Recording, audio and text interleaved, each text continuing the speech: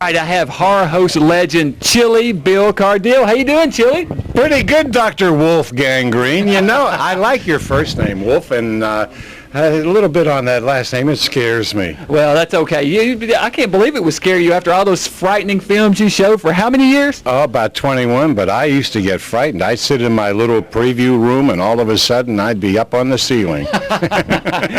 Don't believe it for a minute. This is a scary guy. You just got to believe. You're working in radio now, aren't you? Yes, I started in radio in high school, and I'm finishing my career in radio. I retired from television, and I'm in my 53rd year now in broadcasting. That's excellent. That's awesome. Well, I hope you have 5,000 more.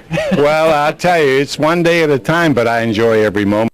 But I enjoy retirement, too. Any chance you'll come out of retirement to host more horror movies? Not really, unless a station would have the movies that I ran. And I believe in Frankenstein and Godzilla and all the classics, Boris Karloff and the movies like that, Night of the Living Dead.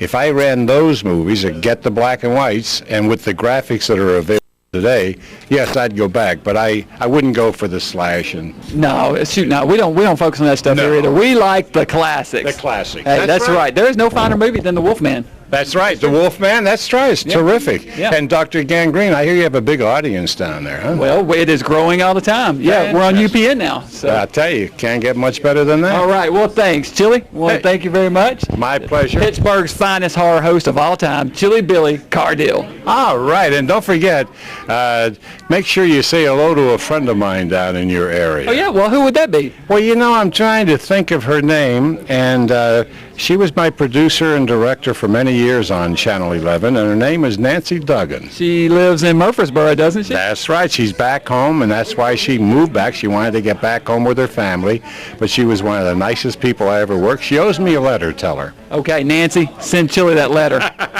Thank you, Doctor. Okay.